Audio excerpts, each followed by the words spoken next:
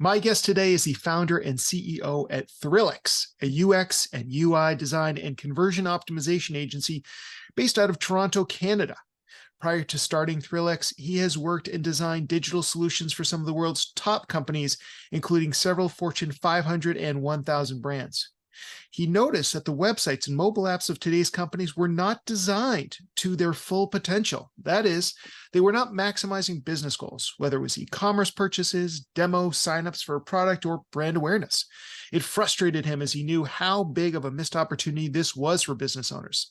That led him to starting ThrillX, where the focus from day one has always been on data-driven design and leveraging research to fuel all decisions. Today, we're going to be diving into the world of conversion rates, A/B split testing, and everything you need to know to generate more business from your website with Arsh Sanwawala. Arsh, welcome to the podcast. Thanks for having me, Rich. I'm excited. So with your company, ThrillX, and I'm pronouncing that correctly, right? ThrillX?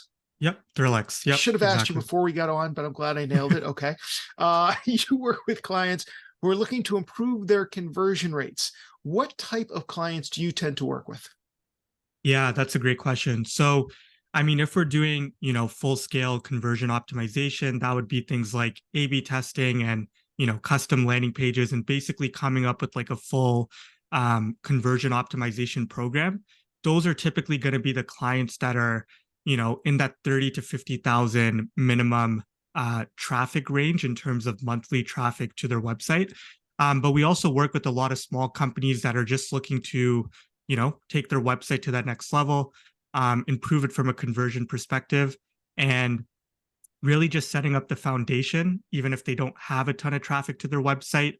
How do they position their website so that when they do get traffic, it's optimized for conversions or whatever their goal is on the site. All right. I do want to come back to that. What do you do when you don't have a whole lot of data? But I'm curious, what are some of the biggest differences that you see when it comes to conversion rate optimization or CRO between an e-commerce site and a lead gen site? Yeah, that's a great question. So I think fundamentally, the first thing that we always look for in every website, and this is probably one of the biggest mistakes as well, is that messaging component. Right? It doesn't matter whether it's an e-com site or a B2B site. Messaging and crystal clear messaging is always the fundamental aspect of the site that somebody comes on there, they know exactly who the company is, what they do, and what's in it for me, right? So for a B2B company, that would be what is the quantifiable benefit that that company can provide to me as a user? So is that, saving time, saving money? And then for an e-commerce site, it's, how does that product benefit me in my day-to-day life, whether that's the emotional benefit or the functional benefit of their product. So in terms of similarities and differences both, I think when you look at the conversion funnel for an e-commerce site, you're optimizing for ultimately purchases, right? And for a B2B site, it's typically contact submission, form submission. So the way that you analyze both of those things, there's a lot of nitty gritty involved, right? Like for an e-commerce, you're looking at, add to cart rate, you're looking at how do I reduce the fear and uncertainty? And then for a B2B site, you're looking at form field optimization. You're looking at, social proof and what can I expect once I actually submit the form. So yeah, there's a lot of nitty gritty involved in both, and there's similarities and differences as well. It sounds like a lot of the stuff you do is data driven, but at the same time, a lot of the things I just heard are really about being clear. And obviously you can measure the clarity of your message after the fact, but it does sound like if we're starting from scratch, one of the first things we want to do is just make sure that we are being as clear as possible, and clear trumps being clever, it sounds like to me. Exactly. Yeah. And you can always use data to fuel those decisions as well. Like part of being clear is ultimately what is going to resonate with your target audience, right? The only way you'll actually know that is by speaking with your users, getting qualitative feedback. So there still is that data-driven component to it, but fundamentally, it's just looking at your site, seeing how can you get rid of jargon, and to your point, make it clear instead of clever. All right. If someone is concerned with the conversion rate on their website, and we hope that they are, what are some of the first steps that they can take? What should they be looking at? Yeah, that's a great question. So there's always this idea of, are there such thing as best practices on websites? And it's something that I often battle with as well. We're doing a lot of A/B tests and we're testing so many different things, and what may work for one client may not work for another client. So the way that I like to look at it is there are some fundamental facets that every website should have, right? So one of those things would be the messaging component, right? Crystal clear messaging. Um, Another one of those components would be, the actual form submission or conversion action. How can you remove friction from the experience, right? How can I remove any friction from the navigation experience, any friction from the conversion action? So that's another facet of conversion focused design. And then it's other things like trust and credibility, right? Like things like social proof, like featured publications, testimonials, putting those in the most critical action points. And then just your visual design as well, right? Like I often like to say that good UI design, which is user interface design, is also good UX design, right? The two go hand in hand together. So that's on the general front in terms of things that you should have on your site, again, at a high level, but there's no best practices. The way that you achieve all of those could be very different. Um, and then in terms of actionable data things that you could do straight away, we love using the tool called User Brain at our agency. Not sure if you're familiar with it, but it's like I am not. so it's like a user testing tool. So basically, you set up tests on your website. You ask people, what are your first impressions upon landing on my site? Right. And you get your feedback. Then you can say, scroll on the website and walk me through, how did your impressions change? Who do you think this website's for? You can run tests as low as $40 per tester. And so we've always found it like an affordable way to get tangible qualitative feedback from your ideal target user. So that's kind of the low hanging fruit place that we always start. Awesome. You mentioned four areas that I heard for, Yeah. maybe you don't want to call them best practices, although I always say best practices don't necessarily equal best results, but they're a good starting point. So if people are starting from scratch or if they have very little data to go off of, Mhm. what I heard is we want to focus on the messaging. We want to remove friction. We want to use elements that build trust and credibility, and we need to have a good visual design.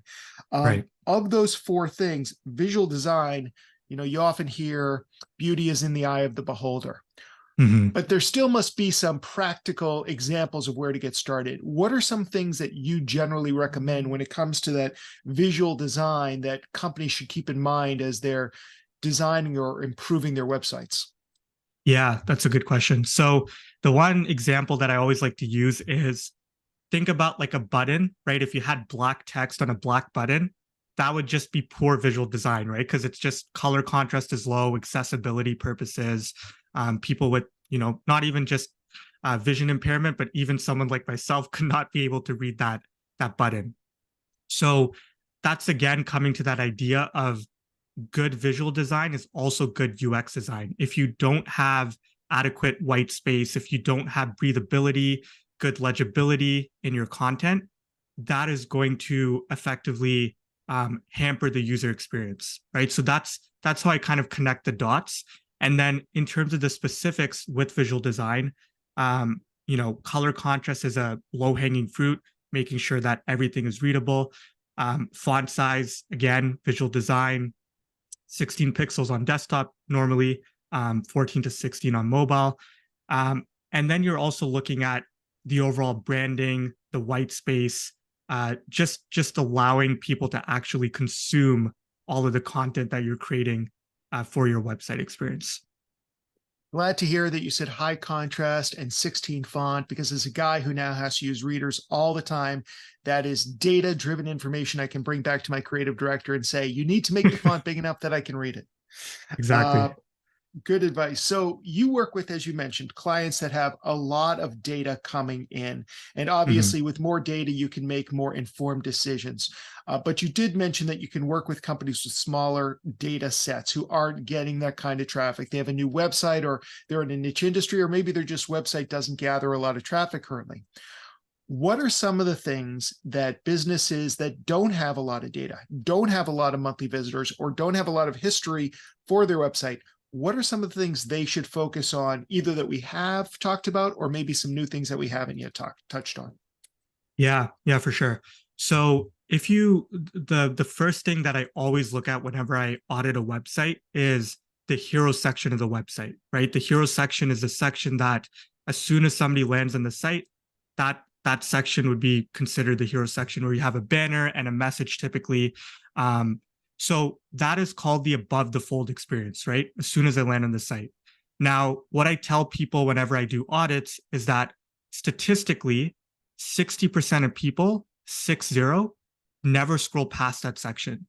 So that means on average, 60% of people may never see all of the news articles you have below, all of the sections about who your company is, how you help people, all of that information they may never see. And so what we always try to do in 5 seconds or less is, again, who you are, what you do, and what's in it for me, right? In 5 seconds or less. I always use toggle.com as an example. I think this might change depending on when you're watching this, but it's simple time tracking time tracking to save you time and money, something along those lines, right? Can't get as more clear as that. Benefit driven, what's in it for me, 5 seconds or less. The second principle of any high converting website is social proof above the fold. So that means as soon as I land on the website, I should see something like reviews and testimonials, featured publications, basically incentivizing me to further scroll down on the website and engage with whatever you're offering, right? If you look at any site like slack.com, right at the top of their site, they'll have trusted by the world's top companies. They'll have all the logos at the top. If you look at Mudwater, which is an e-commerce site, they're going to have a testimonial, they're going to have reviews, and they're going to have featured publications. Again, this will depend when you're watching this, but as a user, why do I have to continue scrolling down? I'm already given so much social proof. I trust a company immediately, and it's incentivizing me to ultimately click on the shop now button or learn more or contact us button. So I know that was a lot of information just for that top section, but that is arguably the most important section and the easiest place that people can analyze and start. You had also mentioned friction and removing friction specifically around contact forms. What are some of the biggest mistakes or some of the biggest opportunities you regularly see with contact forms or similar forms on company websites?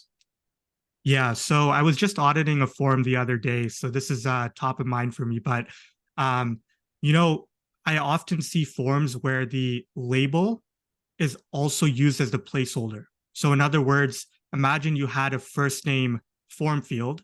In the placeholder text, people put first name as the placeholder rather than the label like above the form field, right? And so you always want to separate these two things because imagine you're on mobile and you're filling out a form and you're putting in your first name. I mean, we're living in a world where anything can happen. You get a notification, you get distracted, whatever it is. And so as you're typing in that form field, you may already forget what you were typing in the first place, right? Because you're basically removing that label. So one example of removing friction is separating the label from the placeholder. Another big thing is multi-column versus single column forms. So multi-column forms is where you have your forms like fields, they're stacked horizontally, right? Versus a single column field is where it's vertical, top to bottom. And so the most intuitive experience is top to bottom. And there's a lot of empirical evidence on this as well. And we've tested it a lot where you're not diverting a user's attention to go left to right, bottom down, up down, and vice versa, right? It's just one streamlined flow from top to bottom. So that's another, low hanging fruit that we often see. And this is not really friction rich, but I would say the last thing would be if you look at any high converting site and you go to their book a demo or contact us page, you will notice that they always have reviews and testimonials at that form itself. And Mm. the reason being is because you're spending all this effort to get them to that form. You want people to get over the edge to ultimately convert. And so testimonials and reviews really help to do that at the point of conversion.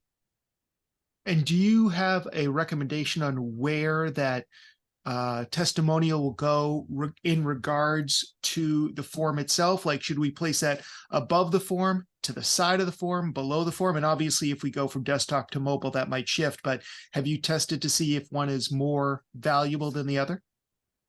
Yeah, again, it really depends on the use case, but normally what we'll do is, form on the right, on the left will be not just like book a demo or contact us, but actually actionable text. So for example, book your free website audit or, book a, consultation session, free consultation. What is that actionable step? Underneath that text, that header, you would have a couple of, check marks telling the user what they can expect, like somebody will reach out in 24 hours. We'll reach out to schedule a consultation, and then you'd have your testimonials under that. So that's kind of our standard format, which is form on the right, text on the left, and all of those different proof points. All right. So when there is a decent amount of data, or when you're working with a client and you're testing some landing pages, what are some of the first things that you start testing to see if you can improve the conversion rate? Yeah, I think we always first start with scroll maps, so seeing how far people scroll on the website page, and then we really try and consult with the client and also the users by using user brain to understand what are the most important elements for the user experience, and are people subsequently reaching those sections. So, for example, one of our clients, they're like a shotgun product for like shotgunning drinks, like beer and alcohol. Really funny product, but they've been killing it and they get a ton of traffic to their website. Um, so for them, the biggest thing that matters for users is videos of people using the product, right? But we saw that majority of people were not reaching that section because it was towards the middle of the page. I think it was maybe 60-70% of people were reaching, they were getting a 30% drop off. So we experimented running an A/B test and putting that video above the fold. So as soon as somebody lands, they're presented with those videos. And so they saw, I mean, that hypothesis alone, we ran several tests based on that and netted like a 90% increase in conversions over the course of multiple different tests. So again, this is going to vary depending on your audience, your customer base, your industry. But I like to always look at scroll maps and think, are people actually reaching the sections that is presumably the most important for them? So I know that GA4 now offers some sort of scroll measurement, but is there another tool that you generally recommend, or are you satisfied with GA4? Yeah, so we'll normally use Microsoft Clarity, or we'll use Hotjar. Those are typically more ideal for things like scroll maps and recordings, and click maps. And then GA4 will normally use for custom reports and segmentation and understanding the nuances of the audience further. So Clarity is a free tool. Would highly recommend anyone watching to download it and just take a peek at the recordings. I mean, the recordings alone is always it's so creepy, but it's so useful, right? Like watching how people navigate and where they're going and where they're hesitating. It's super interesting.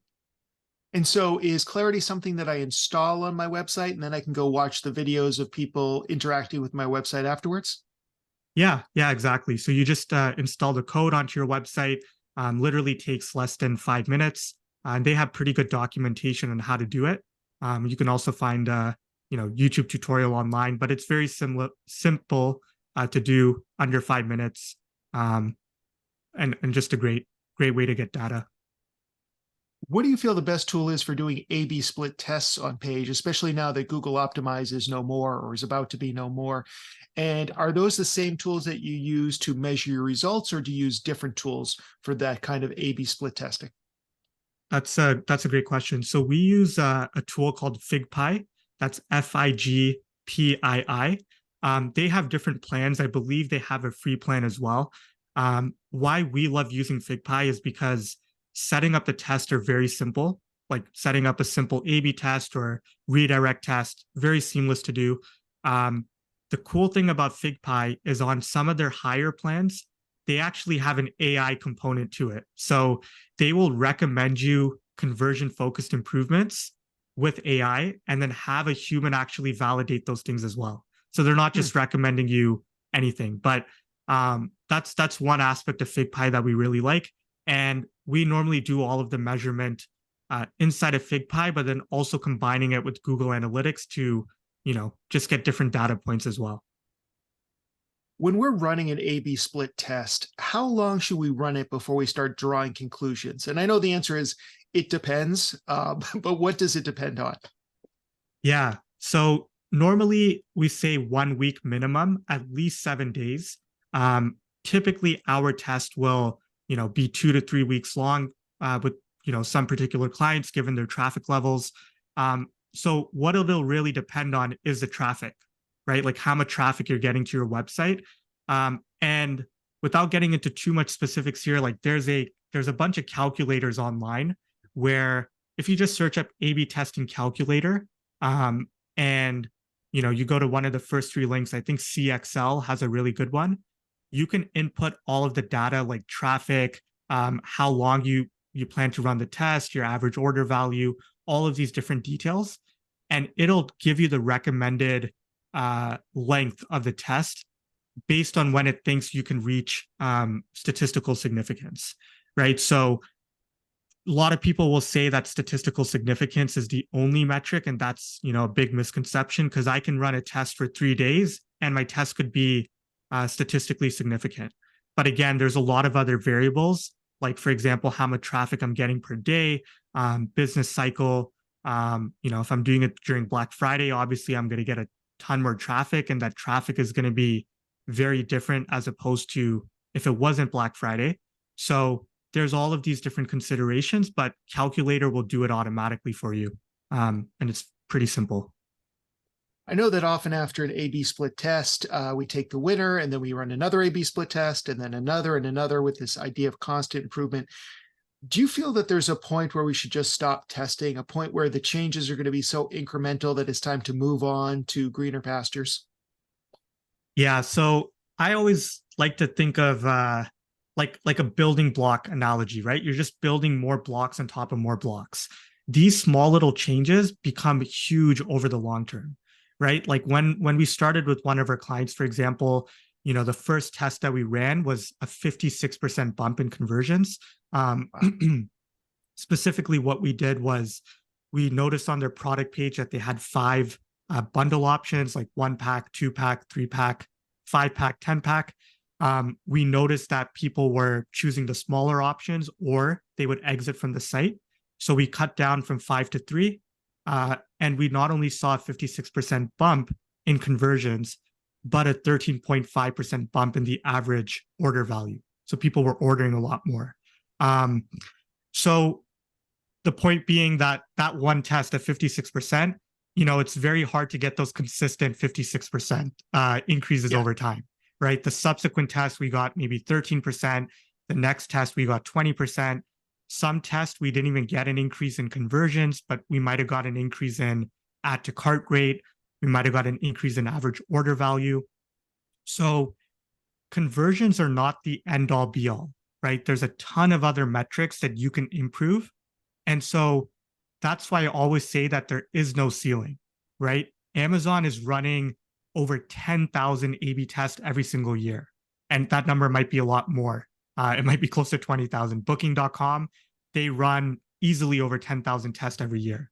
Obviously, they're billion-dollar companies, they're getting a ton of traffic, but it just goes to show that as long as you have the traffic to support your testing and your experimentation, there really is no ceiling. If anything, it just gets better and better over time. Excellent.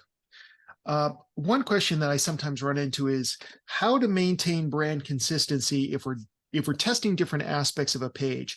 Like, for example, if our checklist of what to test has, try testing a red button, but red is not part of our brand color, this starts to get into arguments with a creative director or designer about what we should and shouldn't be putting on a page, even if we're just testing it. Mhm. What is there a place where we should just say we're not going to test that because it goes against our brand standards, or is everything game as far as you're concerned? I think it depends on the organization. Some Okay. bigger companies you have to deal with there's some nuance involved in terms of managing people, and also I think what the business wants and what the user wants. But there's always that middle ground that we try and find. So, using your example, maybe we don't make the button red, but maybe we make some element of it, red if it's like the text or something. That's just like a random example, but you know, we'll try and find some sort of middle ground where we're balancing the needs of the business, but also the user. But if you're asking me from my perspective is always follow what the user says. Right? Like ultimately, the user, the person using the website, is going to be right. Right? It's not the business owner who's going to be using the website. So it's a fine line to walk, but try to find a middle ground. All right. Now, I love everything we're talking about, and I love the whole idea of experimenting and continual improvement. I mean, that just makes sense to me. But not every company necessarily has that same mindset. If one of our listeners is out there and they struggle to get the powers that be to try different things, is there a way that we might advise them in how to adopt a more experimental mindset at their company? Yeah. So whenever we work with clients that don't have that much traffic, and again, we work with a lot of clients where we're just redesigning their site. They may not have a ton of traffic, under 1,000 visitors a month. The place that we always start is qualitative feedback. So not necessarily quantitative, because we can't use that to our advantage, but getting feedback from users in terms of how they navigate and use the website. Um, that is going to be my best recommendation and advice, is asking users how they actually think of the site, getting them to go through some tasks like adding a product to their cart, purchasing it, filling out a form. Um, that would be the best place of like a gold mine of feedback that you can get. And that's also getting your mind thinking in terms of experimentation, in terms of, getting that data side, because qualitative data is still data, right? Another example would be surveys. You don't need a huge sample size to run surveys. You can also just get some, quick feedback, like asking people as soon as they purchase something, why did you purchase today? As soon as they filled out a form, what made you fill out the form today? What part of the experience made you fill out the form? So those are valuable data points that anyone can collect. Awesome. Does that make sense? This is absolutely. And Arsh, this has been incredibly helpful and very eye-opening. If people want to learn more about you, learn more about ThrillX, where can we send them online? Yeah, for sure. So our website is thrillxdesign.com. I'm pretty active on LinkedIn as well. So it's just Arsh Sandrawala on LinkedIn. And then if we also have a website audit, free website audit that we do for any client. It's just on our website. You'll see it on the navigation. You can't miss it. Awesome. And we'll have those links in the show notes. Arsh, thank you so much for coming by today and sharing your expertise with us. Thank you, Rich. Appreciate it.